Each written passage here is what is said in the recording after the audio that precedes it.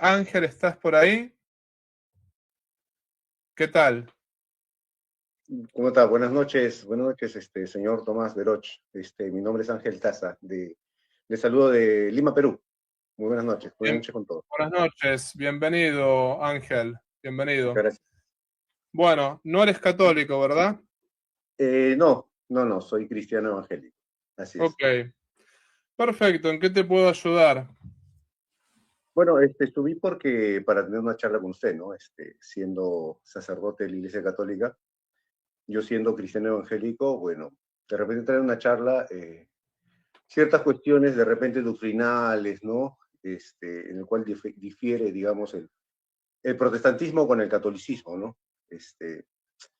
Y digamos reflexionar, llevar una reflexión hasta qué cierto punto, digamos, cierta iglesia o cierta denominación cristiana está más apegada a la realidad o a la verdad del evangelio y otra no, ¿no? Con todo respeto de todas maneras, ¿no? Respetando también digamos, su creencia que usted tiene.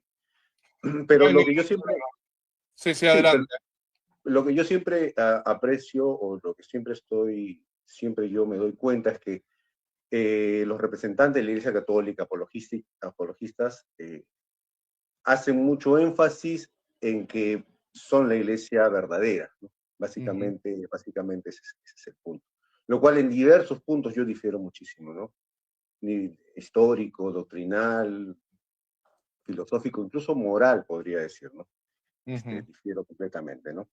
Entonces yo quería un poquito andar en por qué se hace énfasis, incluso hermenéutico, ¿no? La interpretación también es la base, creo, en que hay ciertas falencias o debilidades en el catolicismo y ellos se afianzan en que eso es una prueba de que son la iglesia verdadera. ¿A qué se basa, digamos usted, señor Veroch, de que el catolicismo es la iglesia verdadera y no las demás expresiones del cristianismo? Bueno, yo me baso en que tenemos 2000 años que desde Cristo estamos, ¿no? En eso me baso. Y básicamente, ¿a qué iglesia perteneces tú? Sí. ¿Me escuchó ¿Cuál o, es? o se... Sí, sí, te escuché. Lo que yo te digo es que me baso en que estamos desde el principio, estamos desde el tiempo de Jesucristo. Ya San Ignacio de Antioquía, en la carta a los Esmiriniotas, decía, por ejemplo, donde está el obispo está Cristo y donde está Cristo está la Iglesia Católica. Y después, por ejemplo, el mismo San Ireneo de León, si vamos al caso en contra de las herejías, menciona los 12 sucesores del obispo de Roma, desde Pedro hasta el papa de aquel tiempo, ¿no? En el sentido, hay bastante evidencia de que estamos desde el inicio, ¿no?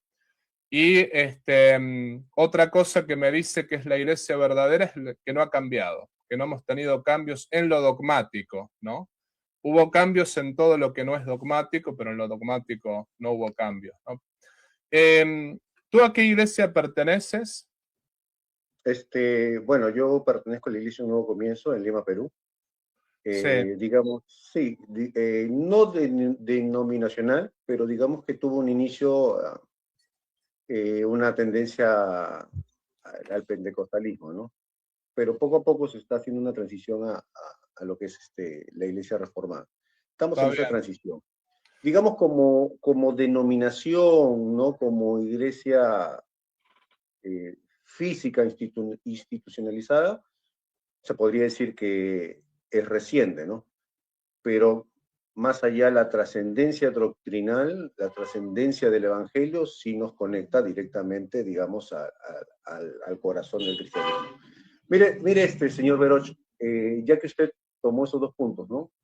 Yo veo que en un principio su argumentación se basa en un tema histórico, la primera parte de lo que usted dice, ¿no? De estar por 1000 años, y que viene a partir de Pedro, ¿no? Mencionó, Irineo menciona los Sí, sucesores del apóstol. sí, Sí, uh-huh.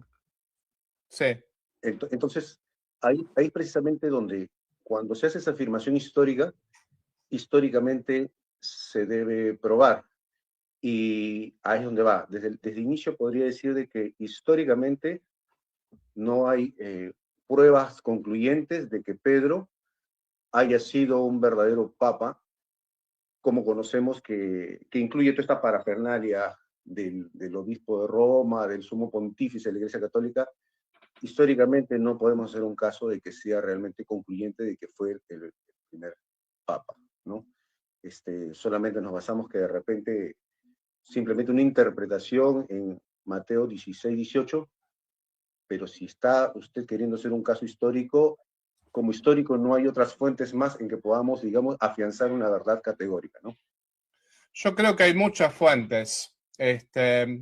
O sea, uno es Mateo 16, 18, ciertamente, ¿no? Pero, por ejemplo, en Mateo 10, 2, se lo menciona a Pedro directamente como el primero de los apóstoles. No solo eso, por ejemplo, Cristo predica desde la barca de Pedro, en Lucas 5, si vamos al caso, y al mismo tiempo en Lucas 22, 32, Cristo le dice a Pedro, confirma a tus hermanos en la fe. Una vez convertido, confirma a tus hermanos en la fe, ¿no? Lo mismo, por ejemplo, si vamos a Juan 21, 15 al 17, le dice 3 veces, apacienta mis ovejas, apacienta mis corderos, apacienta mis ovejas. Y después no solo eso, no solamente el tema del apacentar, ¿no? Por ejemplo, si vamos a los hechos de los apóstoles, Pedro es el que primero que predica en Pentecostés, donde se bautizan 3.000 personas. No solo eso, sino que es el que recibe al primer gentil en la Iglesia Católica. Al mismo tiempo es aquel que realiza el primer milagro. No solamente es el que realiza el primer milagro, dirige la elección de Matías, dirige la elección de Esteban, al mismo tiempo es el que castiga a Ananías y a Zafira, o sea, justamente cuando cometen ese fraude, ¿no? De la misma manera, es el primero que habla en el concilio de Jerusalén, y por otra parte es el único al cual, o sea, después viene Pablo, pero de los dos iniciales es el único al cual se le pone el nombre de Pedro, al punto tal que significa roca, y que ese nombre queda. Por ejemplo, el nombre de Bonerges, ese nombre no quedó, en cambio el nombre de roca sí quedó, ¿no? Y después del punto de vista histórico, bueno, está San Ignacio de Antioquía, que por ejemplo en la carta a los romanos dice que la iglesia de Roma es aquella que preside en la caridad a todas las demás iglesias, ¿no? Lo mismo, por ejemplo, si vamos al caso, está también San Ireneo, como lo acabamos de mencionar, pero está Clemente Romano, que Clemente Romano, por ejemplo, en las catequesis pitagóricas, dice que justamente Pedro fue el príncipe de los apóstoles. Y podemos mencionar, por ejemplo, el concilio de Sárdica, que justamente es un concilio ya más del 345, pero el concilio de Sárdica habla, por ejemplo, de que, y ese concilio fue en Sárdica, que está entre, digamos, Roma y Constantinopla, justo está en Bulgaria, que, por ejemplo, en la sesión, en el Canon 3, lo pone al obispo de Roma como máximo tribunal de apelación, ¿no? Dice que si algún obispo ha sido juzgado y cree que el juicio ha sido injusto, bueno, que se recurra al obispo de Roma y lo que el obispo de Roma decida es lo que se va a realizar, ¿no?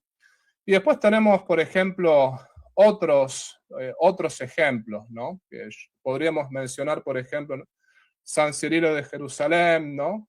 Podríamos mencionar el caso del Papa Clemente, podríamos mencionar la misma Didache, o sea, hay un montón de cuestiones históricas.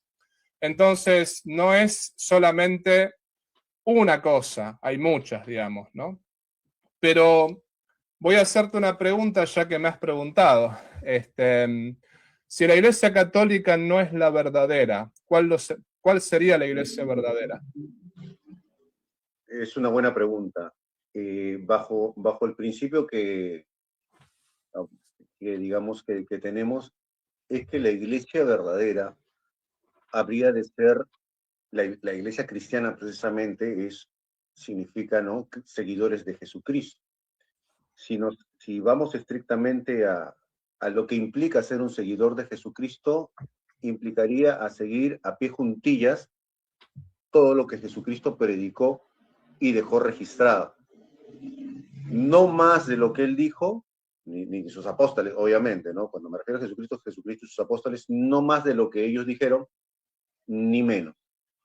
Entonces, saliendo de ese principio, a manera general podríamos decir que es quien más se apega a las enseñanzas de Cristo y los apóstoles, sin desarrollos muy rebuscados, doctrinales, ni quitándole también parte de la verdad. Eso se lo digo de manera general, haciendo un paréntesis a la pregunta que usted me hace, pero un poco viendo algunos aspectos que ha mencionado con respecto a los temas bíblicos, a los versículos bíblicos que usted dice, precisamente eso me refiero a que, y por eso es que existe cierta controversia, no existe un tema concluyente, porque aquellos versículos bíblicos que usted ha proporcionado, si uno los analiza, todos, todo se basa básicamente en esos versículos que está mencionado en un tema de índole de interpretación, partiendo desde Mateo 16, 18. Es decir,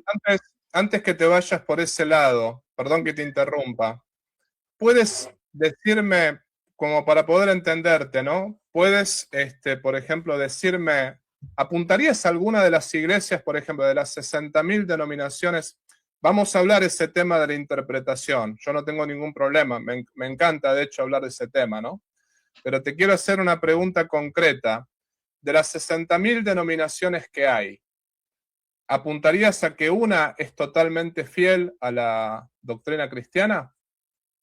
para cerrar, digamos, lo que le mencioné en un principio, básicamente yo pienso, y la Biblia deja atestiguado mucho, de que la iglesia y el cuerpo de Cristo, finalmente, al final de los tiempos, será una iglesia más que visible, espiritual.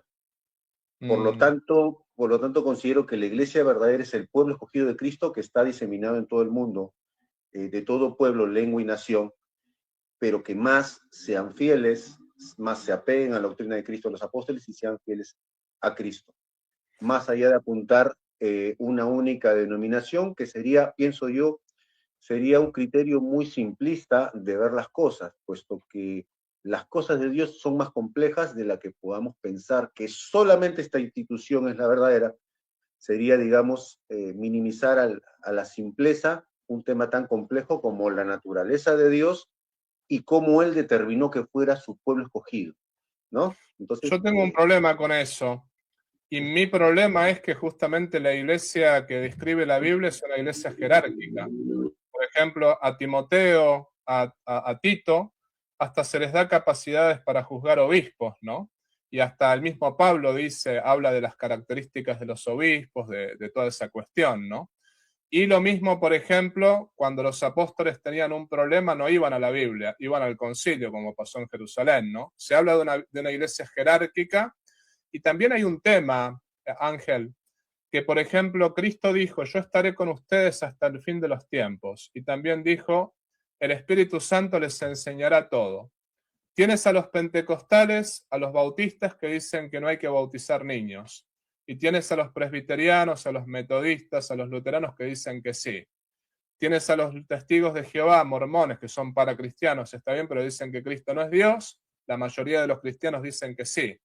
Y después, por otra parte, tienes no solamente eso, los luteranos hablan de la empanación, de la presencia real, pero según la empanación. Y en cambio el resto de los cristianos dicen que no. ¿Quién tiene razón?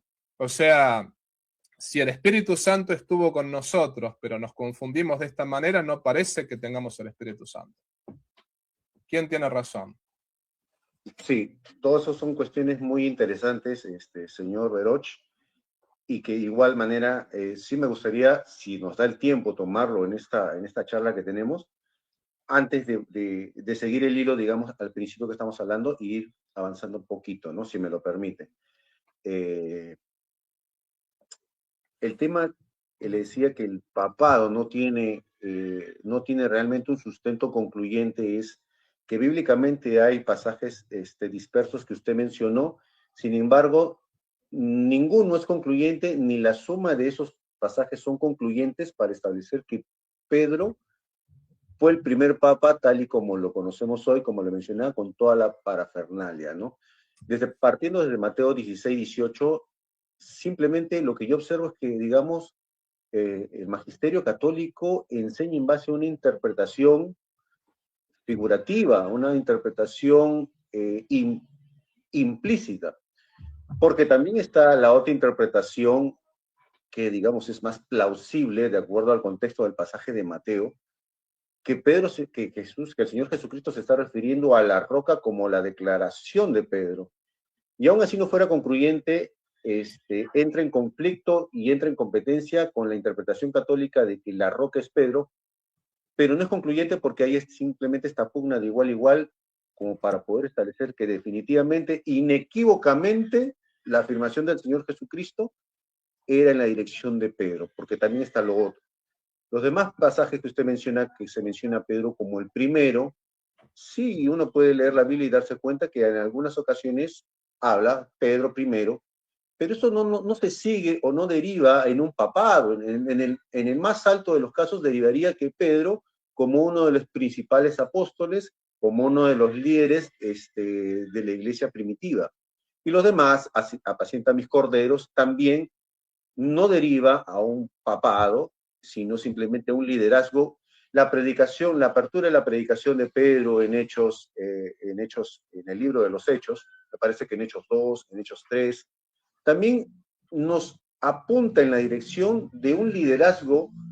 Cuando usted menciona también a los padres apostólicos como Pedro, como el príncipe, sí, y nosotros como cristianos evangélicos creemos en un liderazgo particular, especial de Pedro, pero el mismo texto bíblico también menciona, bueno, no lo mencionan, que en Gálatas capítulo 2 menciona que un testigo ocular de los hechos como el apóstol Pablo, cuando recién comienza a introducirse en la iglesia, en Gálatas capítulo 2, menciona, ya para eso, el pasaje de Mateo ya había pasado ciertos años. No menciona concluyentemente que fue a ver a Pedro como el sumo pontífice, el Santo Padre, como se conoce al Papa, sino él menciona puntualmente lo que ve en la realidad de la iglesia, y sí jerárquica, no lo niego, pero dice a Juan, estuve con Cefas y estuve con Jacobo, que eran considerados en plural columnas de la iglesia. Pero vemos que el testimonio paulino no tampoco apunta en la dirección de una supremacía tan clara como ustedes tratan de querer explicarle al mundo. De hecho, la carta que escribe el apóstol Pablo a la iglesia de los romanos, si es cierta la interpretación católica que es el Papa, el sumo pontífice, el máximo representante del cristianismo, la carta a los romanos, en capítulo 1, versículo 7, debería hacer su introducción, su salutación, como el sumo pontífice, el Santo Padre, Pedro. ¿Me entiende? Cuando uno va a la escritura y al testimonio real histórico, ve que Pablo se dirige a los de la iglesia de Roma, a la iglesia de Cristo de Roma. ¿Me entiende? Escrituralmente no hay, a lo que voy es que no hay concluyentemente como para que lo enseñen de una forma tan contundente, cuando en realidad todo apunta a un buen liderazgo de Pedro junto con las demás columnas. Y la, Sí, y la evidencia... sí. Hay un tema, ¿no?, que me parece importante acá. Primero me dices que no aparece la palabra sumo pontífice. Bueno, tampoco en la escritura aparece la palabra Trinidad, tampoco aparece la palabra unión hispostática. Y, por ejemplo, ese pasaje de Gálatas que mencionaste, que aparece en las columnas de la iglesia, a Pedro se lo pone en medio, y justamente en el término en el ambiente oriental, aquel que se sentaba en medio de dos personas era aquel que era la cabeza, justamente, ¿no? El sumo sacerdote se sentaba en el medio, por ejemplo. Y después, hay mucha evidencia en Hechos de los Apóstoles, por ejemplo, Pedro es mencionado 191 veces, en cambio todos los demás apóstoles en su conjunto son mencionados 130 veces, ¿no? Y después, además, si vamos al caso, la confesión de Pedro, lo de Mateo 16, 18, no da para esa interpretación, porque la palabra que usa Cristo es Kefas. Entonces ahí se refiere a roca, que es justamente la roca sobre la cual se fundamenta algo, ¿no? No da lo de y sobre todo ese pasaje es muy semítico. Por ejemplo, la palabra que se utiliza es Bar Simón, o sea, se lo llama bienaventurado eres tú, hijo de Simón, ¿no? Porque no te lo ha revelado ni la carne ni la sangre, sino mi Padre que está en los cielos. Y yo a ti te digo, tú eres Pedro y sobre esta piedra edificaré mi iglesia. No tendría sentido que esa sea la confesión de fe de Pedro en el contexto que es tan semítico y que hasta se lo menciona al papá de él, ¿no? En ese momento. Eso, por ejemplo, exégetas protestantes como Craig Albert y como Lynn Martin McDonald te lo reconocen, ¿no? No hay contexto para que sea la confesión de fe de Pedro. Pero bueno, hay un tema que también, por ejemplo, del punto de vista histórico, si vamos al caso, ¿no? Yo te mencionaba, por ejemplo, lo de San Ignacio de Antioquía, ¿no? También te mencioné lo de, por ejemplo, lo de contra las herejías, y esto está en el libro 3, en el capítulo 3, ¿no? Que una de las cosas que dice ahí San Ireneo, que es del siglo II, es que, por ejemplo, con la iglesia de Roma tienen que concordar todas las demás iglesias. Y lo dice en Contra las herejías, libro 3, capítulo 3, número 2, por ejemplo, ¿no? Y si vamos al caso, en el siglo, por ejemplo, IV, estamos hablando del siglo IV, ya pasando un poco más de tiempo, ¿no? Inocencio I, que es un papa, dice: todo juicio corresponde a la sede apostólica. Y después San Juan Crisóstomo, por ejemplo, en De Elemus 111.4, dice, por ejemplo, ¿no? Pedro fue dado a Roma como regidor de todo el mundo. San Máximo el Confesor, otro del siglo IV, también dice que, por ejemplo, la iglesia de Roma es la base y fundamento de todas las demás iglesias. Esto lo dice en el Opúscula Teológica y Polémica, por ejemplo, ¿no? Y también está el tema de la polémica, esto es anterior, yo te cité siglo IV, pero esto es anterior. Si lees, por ejemplo, historia eclesiástica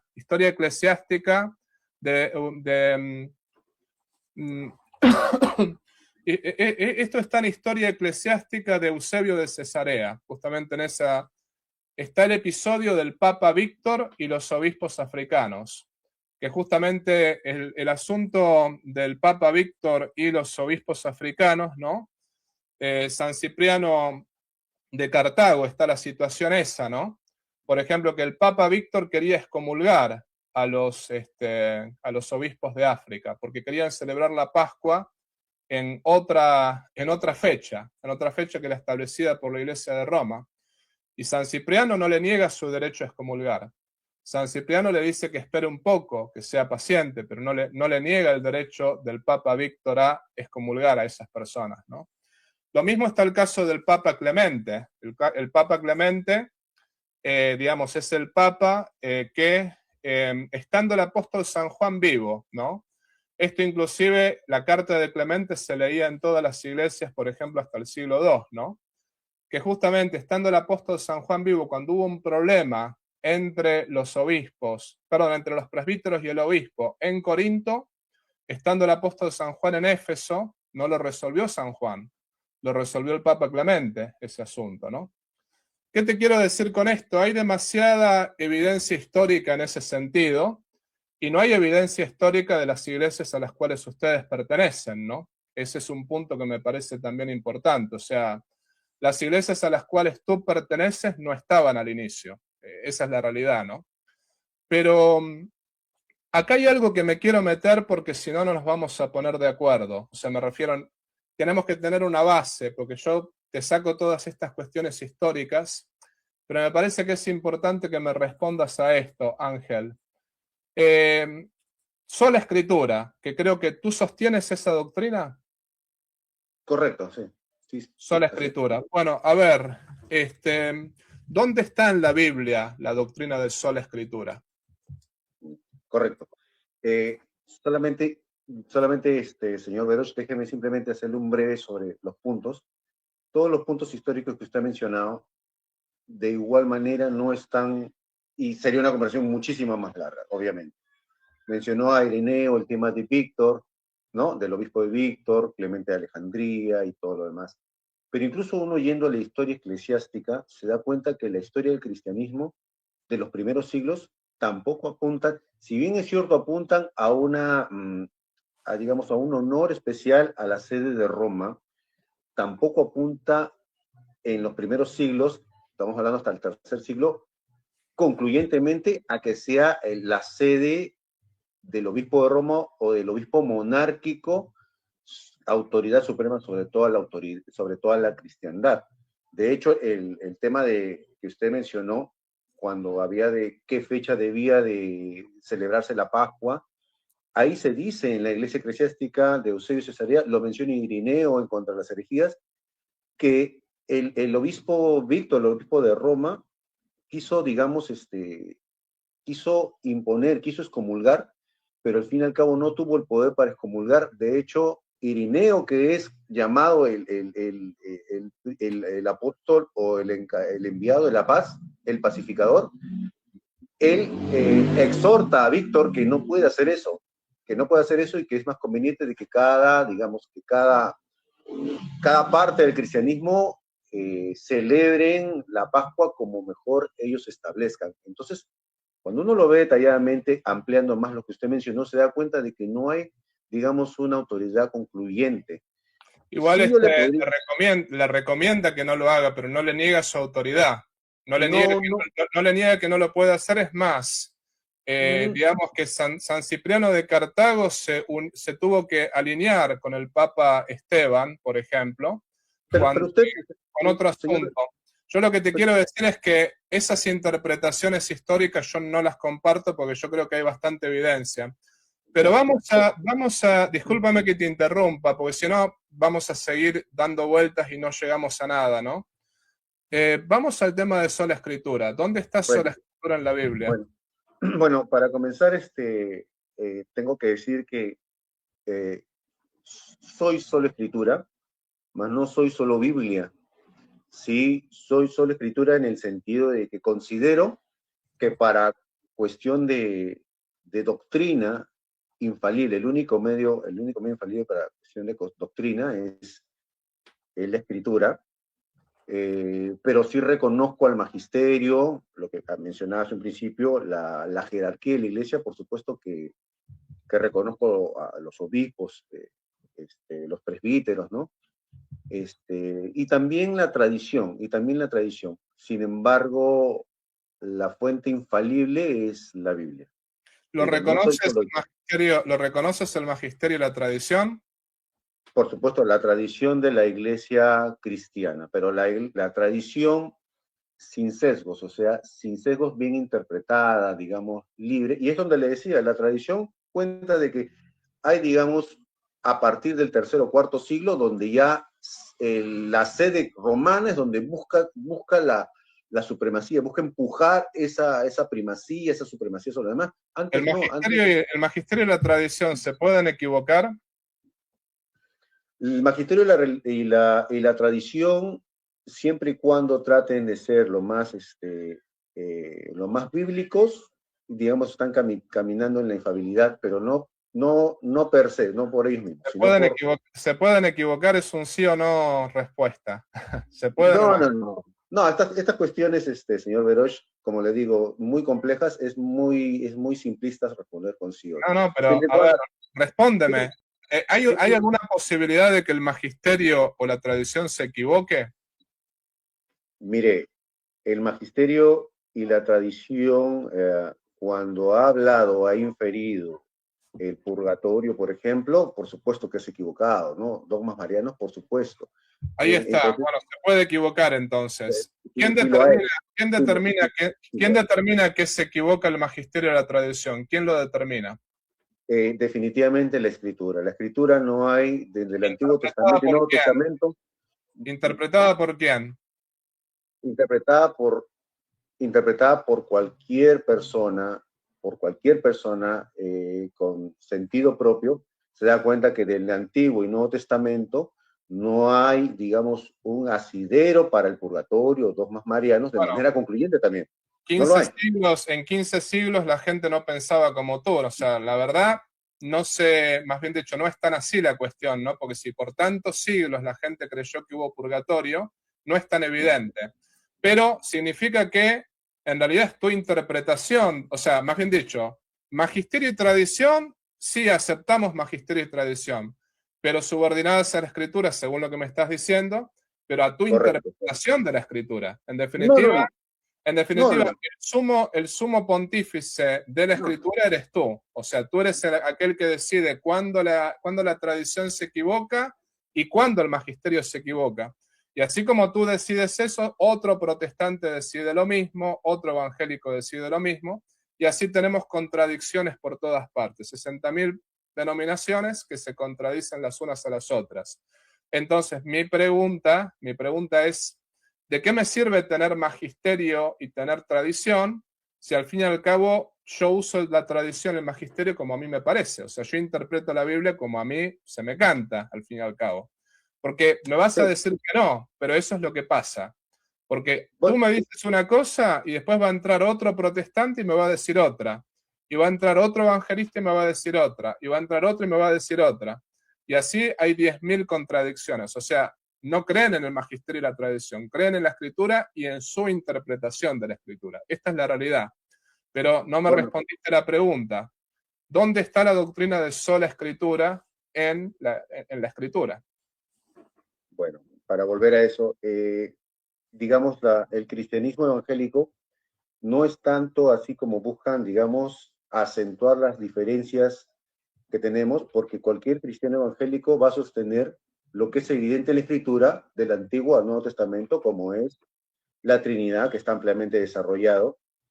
En el Antiguo Testamento de una manera velada, pero implícita, en el Nuevo Testamento más explícito, más claro, la doble divinidad del Señor Jesucristo, la salvación por gracia. Entonces, si usted habla con cualquier cristiano evangélico, vamos a coincidir. No es tanto Si yo acentuar niego la Trinidad, por ejemplo, si yo niego la Trinidad, ¿quién me puede decir que estoy equivocado? la No la Trinidad. niego, está claro, ¿no? No la niego, pero ¿quién me puede decir que estoy errado? La misma Biblia, como le digo, en el Antiguo Testamento está implícito, pero ampliamente desarrollado, y en el Nuevo ¿Interpretada por Testamento, quién? no, señor O sea, Veroz, ¿quién tiene autoridad para decirme a mí? O sea, si tú interpretas la Biblia y dices que, bueno, yo no acepto el purgatorio, yo no acepto esto, yo no acepto esto otro, ¿qué autoridad tienes tú para decirme a mí que yo no creo en la Trinidad? O sea, ¿quién tiene autoridad para decir quién está equivocado y quién no está equivocado? ¿Quién la tiene? partiendo, partiendo la interpretación de la Biblia va por la iluminación del Espíritu Santo en cada creyente. Dos, la razón y el sentido común que Dios no lo anula. Y tres, que si, digamos, hacemos un comparativo de, vamos a decir, el purgatorio con la Trinidad, lo podemos hacer bíblicamente y vamos a encontrar con que existe mucho más peso evidencial visible para cualquier persona que está en el Antiguo Testamento y en el Nuevo, y del purgatorio es mínima, es casi nula, y es Por más un 15 texto siglos, implícito. por 15 siglos se creyó en el purgatorio, hasta que vino Lutero. Así que no es tan así, pero mi pregunta hacia ti, porque me parece que nos tenemos que centrar, ¿no? Te estoy Bueno, haciendo una pregunta muy fácil de responder, ¿no? Muy fácil. La palabra purgatorio no está en la Biblia, como tampoco está la palabra Trinidad, como tampoco está la palabra Verbo encarnado. Yo creo en la Trinidad y creo en el Verbo encarnado y creo en la encarnación de Jesucristo. Quédate tranquilo. Pero suponte que el día de mañana se me ocurre meter un garage a hacer mi propia iglesia, que me sería mucho más fácil, ¿no? Me sería más fácil ser protestante que ser católico, te lo aclaro, ¿no? Yo me pondría un garage y predicaría, bueno, en fin.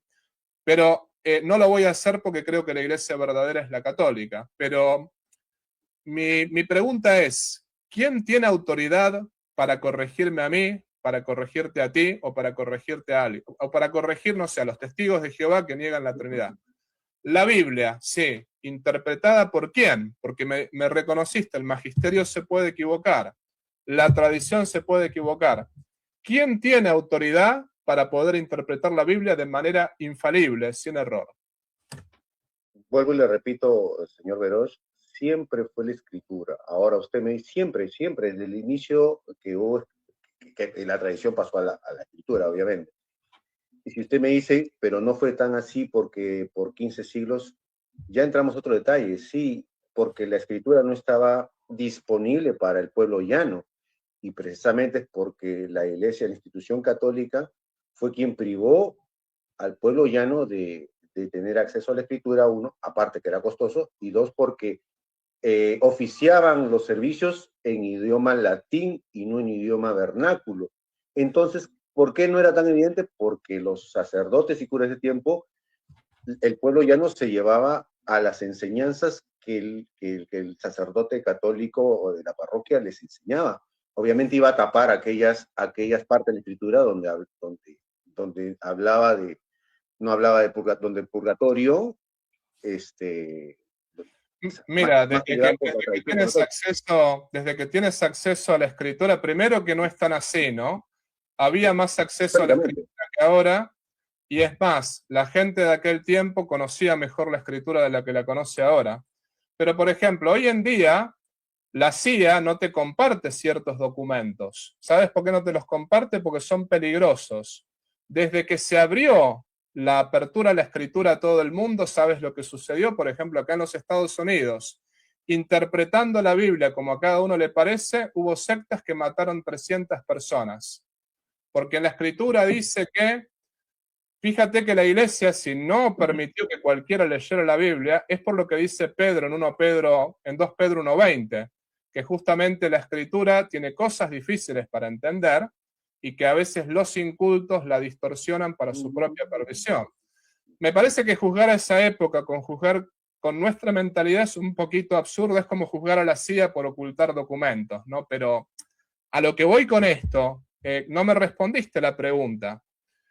Tú me dices, el purgatorio no se sabía porque, por ejemplo, en ese momento la gente no leía la Biblia. La gente no leía la Biblia, por eso no descubría que el purgatorio, digamos, no existía. O no sabía, la gente no leía la Biblia. Bueno, pero ¿sabes qué? Hay algo que me llama la atención. Durante 15 siglos hubo unidad dentro de todo. Había herejías, pero había unidad en las doctrinas básicas. Y a partir de que salió el protestantismo, hubo 60.000 denominaciones distintas que cada uno dice lo que quiere, y Lutero mismo lo reconoce en su carta a los cristianos de Ámbares. Lutero mismo dice, algunos dicen que Cristo es Dios, otros dicen que no, algunos dicen que hay un mundo entre nosotros y el fin del mundo, otros que hay que creer, por ejemplo, en la existencia de los ángeles malos en esta tierra de tal manera. Algunos, por ejemplo, niegan la virginidad de María, otros no. Cada uno, hay tantas opiniones como cabezas. Eso lo dijo Lutero, que se dio cuenta de todo el desastre que causó la Reforma. Entonces, ¿cómo es que realmente antes que la gente era ignorante, según tú, ¿no?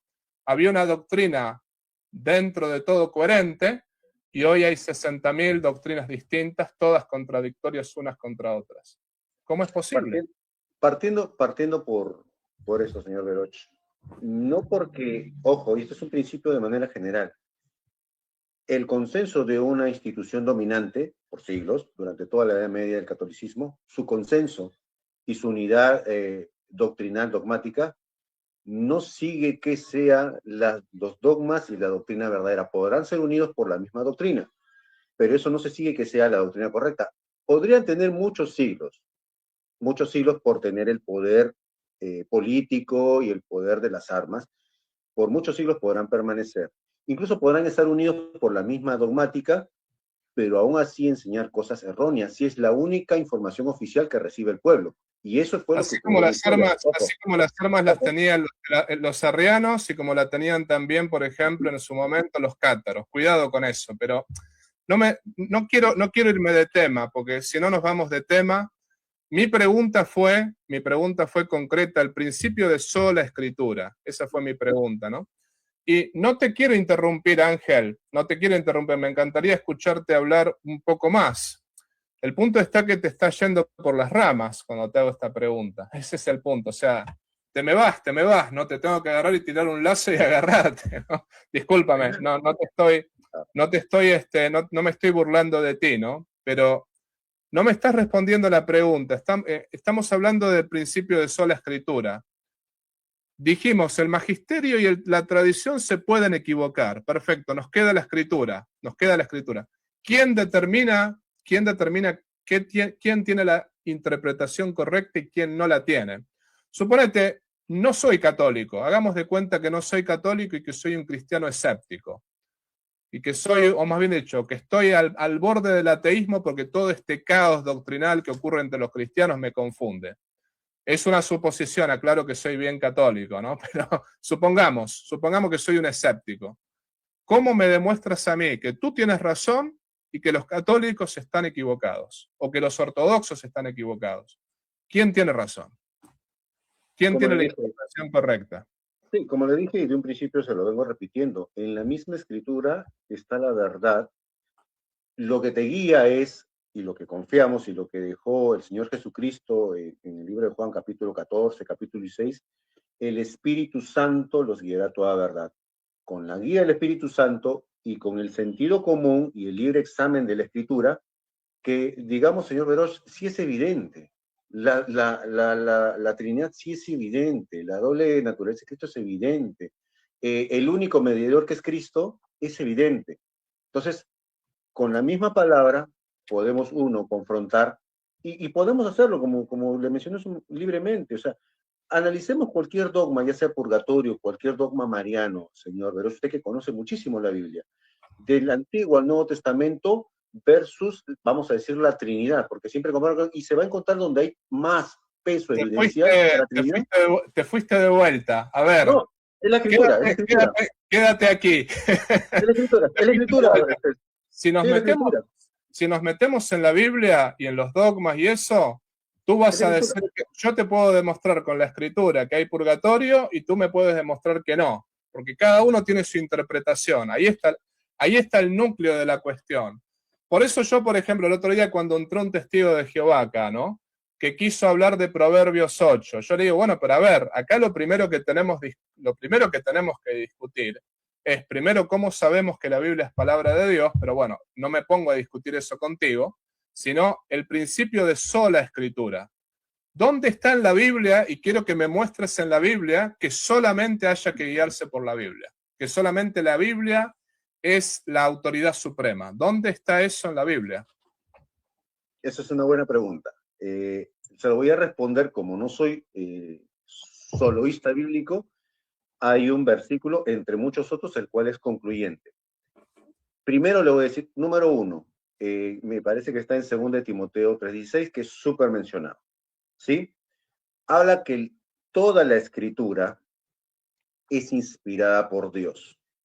Como es de tapa a tapa de la Biblia, lo único que se menciona como inspirado, aparte de los profetas que hablaron por boca de Dios, que lo único que es inspirado, y me explicita que la escritura es lo inspirado, y no me pone por explícito que sea el magisterio, que sea la tradición. Por lo tanto, al ser inspirado por Dios, es lo único confiable para doctrina. Sin menospreciar las otras autoridades, pero como supremo, me está indicando que al ser inspirado es lo único que podemos ir directamente. Eso es por un lado escritural. Ok, tomemos ese versículo. ¿Tú aceptas los 73 libros de la Biblia o solamente 66 libros? Claro, como cristiano evangélico, la Biblia que leo son de 66 libros, ¿no?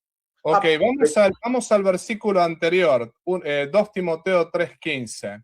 San Pablo le dice, tú conoces las escrituras desde chiquito. ¿Qué escrituras conocía Timoteo? ¿El Antiguo Testamento o el Nuevo Testamento?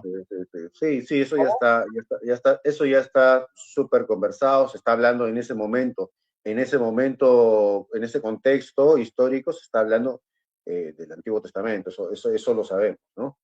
Está hablando del Antiguo Testamento. Bueno, ¿qué libros incluye el Antiguo Testamento del cual habla San Pablo? Explícitamente el canon hebreo de las escrituras hebreas hasta en ese momento, ¿no? Bueno, hay un problema ahí, hay un problema. Te agarré con esto, hay un problema. Que Timoteo es un judío helenizado. Y según, según el libro que yo tengo acá, que es de un protestante especializado en el canon, según este libro, ¿no? De Biblical Canon, Lee Martin McDonald, justamente Timoteo era un Timoteo helenizado que estaba familiarizado con la Septuaginta, no con la Biblia hebrea. O sea que ahí San Pablo está hablando, y también Timoteo, Están hablando de la Septuaginta, que incluye los libros canónicos que ustedes rechazan. Entonces, por lo tanto, si incluye los libros canónicos que ustedes rechazan, el principio de sola escritura cayó por dos motivos. No incluye el Nuevo Testamento, porque el Nuevo Testamento no estaba escrito, y segundo, no incluye solamente la Biblia hebrea, incluye también los libros deuterocanónicos, que ustedes realmente no aceptan. Mire, y ahora yo le puedo decir lo mismo que usted mencionó hace un momento. No se me vaya por otros lados, ¿no? Lo que hace usted me reclamaba hace un momento, porque ahora me está hablando del canon. Pero ¿qué ocurre? Algo curioso, que definitivamente cuando se habla de temas teológicos, los temas teológicos están atravesados. Necesitamos paralelamente ir desarrollando otros. Entonces no Yo el es canon lo uso. saltarnos. Usted Sí, se ha tocado el canon.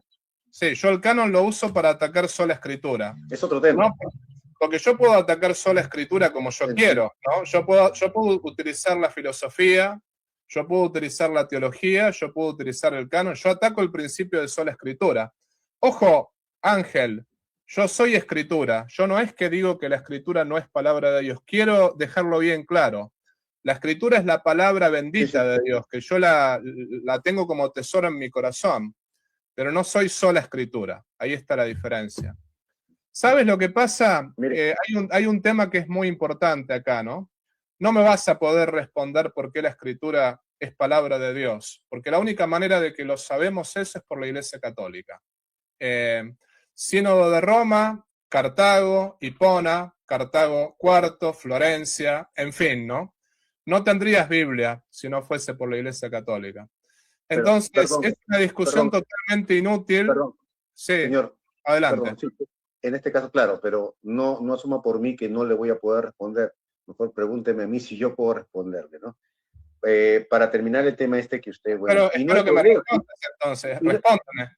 Claro, pero le digo porque estamos atravesados por distintos temas que es necesario tocarlos brevemente. Y que no hay ningún problema con que haya tocado el canon. No hay ningún problema porque sé que va en relación siempre, derivando, ¿no? El tema que hablaba usted del canon y que la Septuaginta contenía los libros apócrifos o deuterocanónicos, yo estoy de acuerdo con usted, no lo niego, porque los datos históricos evidentes, pues sería un ciego si lo negáramos. El punto es que sabemos, y usted también lo sabe, señor Bedosh, que las personas que, digamos, las escrituras hebreas y quienes compilaron las antiguas escrituras hebreas y luego fueron trasladadas a la traducción al griego por la traducción de los 70, ellos tenían especificado que los libros deuterocanónicos o apócrifos eran considerados como libros no inspirados. Sí útil para compilarlos en las escrituras hebreas como libros históricos o o narrativas de la historia del pueblo hebreo, pero ellos hacen un hincapié y ellos siempre lo han tenido claro, que esos libros deuterocanónicos nunca fueron aceptados como inspirados para las antiguas escrituras hebreas. Sí estaban incluidas, incluso hay versiones, hay una versión protestante que los incluye porque es una traducción de la Septuaginta, pero se hace el hincapié de que no eran considerados inspirados. No me amplío más porque ya estaríamos estando acá, ¿no? Sí, yo te respondo eso brevemente. No tenían canon no tenían un canon fijo los mismos hebreos, o sea, los saduceos aceptaban solamente el Pentateuco, y después por otra parte los esenios también tenían otro canon, y por otra parte estaba el canon bíblico hebreo, el canon bíblico en griego, las 70. El canon vino recién en el 382, cuando el Sínodo de Roma lo armó tal cual lo tenemos ahora, y de hecho, por ejemplo, la Universidad de Oxford, el diccionario de la Iglesia Cristiana de Oxford, justamente ese diccionario, que utilizaron por mucho tiempo tanto los luteranos como los anglicanos, dicen que Trento simplemente confirmó el mismo canon que había en el 382, ¿no? Y, por ejemplo, Philip Schaff, que es otro especialista en teología bíblica, es un protestante, él en su libro History of the Christian Church, él, por ejemplo, dice que el concilio de Cartago y el concilio de Trento tenían el mismo canon. Pero mira, yo no me puedo extender mucho más en esta conversación. No me demostraste el principio de sola escritura, tengo que ser sincero. Pero Ángel, quiero decirte algo. Yo te pido disculpas si te interrumpí. No es que soy ansioso, ¿no? Yo a veces me encantaría, por ejemplo, yo no tengo problema en hablar con tiempo. Yo eso lo hice, por ejemplo, con otra persona. Por ejemplo, si tú entras acá y quieres que hablemos con tiempos para no pisarnos, yo te doy 3 minutos a ti y 3 minutos a mí, ¿no? Un poco así. Pero me pareces una persona sumamente respetuosa. Yo te lo agradezco muchísimo. Me diste un ejemplo de fraternidad cristiana en ese sentido, ¿no? O sea, no nos vamos a poner de acuerdo con el principio de sola escritura porque no me lo demostraste. Básicamente, ese pasaje yo te lo puedo refutar diciendo no estaba el Nuevo Testamento y al mismo tiempo a qué escrituras se refiere, ¿no? A qué escrituras, porque justamente no estaban las cartas de San Juan, no estaba el Apocalipsis, pero algo que te quiero rescatar de todo esto es que te voy a recibir con mucho gusto otra vez que entres, porque me gustó tu educación, ¿no? Eres muy educado y bueno, realmente eso es lo que tomo de ti, ¿no? Tu educación. Eres más educado de lo que soy yo, que yo lamentablemente a veces soy un poco bravucón. No te quise faltar el respeto, ¿no? Sino que a veces ponte en mi lugar, yo veo que a veces la gente se va, ¿no? Uno dice, a ver, estamos hablando de este tema y se me van con este otro, se me van con este otro. Si no terminamos con un tema, no agarramos los demás, ¿no? Te propongo una cosa. La próxima vez que entres, hablemos del tema sola escritura y concentrémonos en eso. ¿Te parece? Después, cuando terminamos con ese tema, otra vez que entres, hablamos de la autoridad del Papa. Yo no tengo problema con eso, pero te propongo esto. ¿Qué te parece? Por supuesto, para ya finalizar esta charla que hemos tenido, de igual manera, el respeto es mutuo, señor Veroch.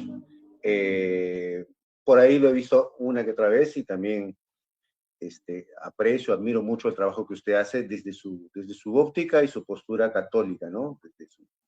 Y veo que también se puede conversar, es una persona de mucha cultura y realmente siempre va a ser enriquecedor escuchar a la otra persona porque siempre hay algo que nos aporte. Muy agradecido por esta oportunidad. Me gustaría en un futuro, de igual manera, yo acepto su invitación. Estoy iniciándome, digamos, con estas charlas, estas conversaciones, temas teológicos, en un pequeño canal que estoy ahí recién implementando. Entonces, siempre de una manera respetuosa y me gusta muchísimo. Por supuesto que sí le acepto esto, me gustaría más adelante, o de repente la otra próxima semana, volver a ingresar y de repente conversar por temas, ¿no? Como usted dice, sobre la escritura, porque aunque usted dice que no le he demostrado, claro, en realidad no he hablado, ya no hemos podido hablar más y me hubiera gustado desarrollar más. Está Ver bien. el tema sobre doctrinas, dogmas católicos, a la luz de la Biblia, la primacía de Pedro, todo ese tipo de asuntos, ¿no? Sí acepto su invitación para una próxima. Sí, sí. Que no sea este martes, porque yo te diría, conéctate, por ejemplo, yo te lo digo porque mi audiencia a veces se desespera cuando hablo con la misma persona, ¿no? Entonces, porque a veces pasa esto, ¿no? No todos están acostumbrados a estos diálogos así teológicos, ¿no? Te propongo una cosa, yo te lo dejaría para el próximo domingo, no para el otro. En 2 semanas te vuelvo a recibir y hablamos del tema sola escritura. Yo, O sea, obviamente, ¿cómo? ya para fin de mes se está hablando, no para el 19, sino para el Sí, próximo sí, 26 más o menos. sí, en 2 semanas. O sea, el próximo domingo, no el otro, calcula más o menos así, ¿no? Hoy es 12, 19 para el 26, ¿no? Para el 26 te El recibo, 26. Sí, sí, sí. exactamente. Y tratamos el tema sola escritura. Y porque me parece que ese es el tema que tenemos que tratar con los hermanos evangélicos, que si no resolvemos eso, no vamos a poder discutir todos los demás temas. A mí me parece que es un tema fundamental, porque de ahí gira todo lo demás, ¿no? Más que nada, de si la Biblia, solo la Biblia o Biblia y magisterio y tradición y toda esa cuestión, ¿no? Y bueno, yo obviamente rezo por ti, rezo para que te hagas católico, pero bueno, obviamente respetando tu libertad. Y, y desde ya te agradezco por tu educación, porque has sido muy educado, ¿no? Ciertamente, yo te lo agradezco de corazón. Muchas gracias. Disculpe, solo una pregunta. ¿Y cómo sabría? No hay un horario para estar pendiente ni una forma de poder ubicarlo ese domingo Si te 26. animas, únete a nuestro canal de WhatsApp, que no compartimos ni tu número, ni compartimos tampoco nada. O sea, yo no puedo ver los números de que están ahí porque es todo privado. Únete, y ahí te vas a enterar de estos vivos que hago, porque siempre recibo a católicos y no católicos, ¿no? Así que ahí te vas a enterar, y el 26 te vas a enterar con un día de anticipación. Vas a tener el link para entrar y toda esa cuestión. La otra posibilidad, métete en, por ejemplo, yo hago los vivos todos los martes y todos los domingos. Y por ejemplo, en YouTube me da posibilidad de poner un post, una fotografía con un escrito, ¿no? Ve a los posts y ahí vas a encontrar tanto el link como digamos, el link como para ver el video, como el link para entrar. Esa es otra posibilidad, ¿no? Y al canal o al grupo de WhatsApp, ¿cómo ingreso? ¿Cómo me agrego? Arte, puede usted por favor poner acá el link en el chat del canal de WhatsApp, si me hace el favor. Ahora mi moderadora lo va a poner y ahí va a poder, conectarse vas a poder conectarte ahí al grupo de WhatsApp. Vas a tener que hacer clic en ese link y de esa manera vas a poder conectarte. Bueno, Una otra consulta. Y si vamos a tener estas charlas, yo podría también compartirlo en el canal que estoy implementando. perdón, no escuché lo último, se entrecortó. Que vamos a tener, digamos, estas charlas, yo podría también implementarlo en el canal nuevo que estoy implementando. No hay ningún problema, no hay ningún problema. Gracias. Yo siempre recomiendo, mientras sea siempre no poniendo carátulas, burlándose y ese tipo de cosas, pero no lo puedo evitar de parte de muchos, ¿no? Pero Claro. yo siempre recomiendo bajar el video tal cual está. Más que nada es eso, ¿no? Esta partecita, y para eso no hace falta permiso. Yo siempre le digo a todo el mundo que lo quiera hacer, que con mucho gusto. Una sola vez he denunciado un canal y fue por una calumnia donde me acusaban de abusador de niños, ¿no? Me acusaban de eso, y ahí metí una denuncia penal y metí al mismo tiempo una denuncia al canal, ¿no? Y a la persona le bajaron el video, eso fue lo que pasó. Pero bueno, fuera de eso, si no hay calumnias de ese tipo, yo dejo bajar los videos. No creo, tú eres demasiado respetuoso, no lo vas a hacer eso, así que baja el video baja el video tranquilo, que no voy a, o sea, lo permito, eso quiero decir, ¿no? Muy bien. Entonces quedamos de esa forma. Realmente muchas gracias, señor Veroch. De igual manera voy a orar por usted. Que Dios lo bendiga y bueno, a todos sus seguidores también. Estamos entonces en contacto para el domingo 26. Perfecto. Abrazo grande, Ángel. Dios te bendiga. Chao, Buenas chao. noches.